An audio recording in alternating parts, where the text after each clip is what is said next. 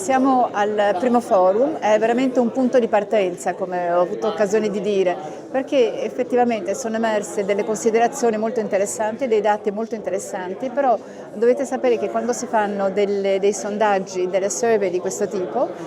sono destinate ad essere approfondite, ad essere ulteriormente analizzate e dunque l'aspettativa da parte nostra come associazione è indubbiamente molto alta, perché questo è un lavoro che vogliamo continuare, non è una tantum, è un lavoro nel quale crediamo seriamente perché abbiamo bisogno di questi dati e più questi dati saranno affinati, più sarà interessante per tutti, per noi come proprietari di Ville Venete, per l'associazione naturalmente, ma anche per gli stakeholder del territorio e per presentarci come partner seri e credibili o interlocutori delle istituzioni. E questo dunque è quello che ci aspettiamo, è che ci sia un convincimento da parte del pubblico in generale a rispondere sempre di più, in modo sempre più preciso, sempre più concreto, senza avere timori. I dati verranno comunque sempre presentati in forma aggregata, saranno dei dati anonimi. La cosa importante è cercare di arrivare a dei dati concreti, perché con i dati concreti veramente riusciamo a realizzare dei progetti. In quelle ville venete ce ne sono 4.200 e passa e sono distribuite su tutto il territorio tra Veneto e Friuli Venezia Giulia, 3.800 grosso modo in Veneto.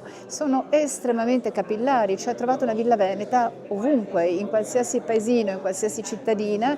troverete, naturalmente in campagna, troverete un numero ogni tanto anche stupefacentemente elevato di ville venete e questo costituisce uno strumento, credo, molto interessante per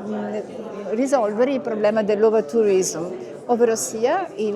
anziché concentrare il turismo nelle città d'arte, il visitatore può essere invogliato, spinto a visitare queste realtà, queste ville venete, che in realtà sono tutte uguali e tutte diverse, non ce n'è una uguale all'altra, hanno tutte delle caratteristiche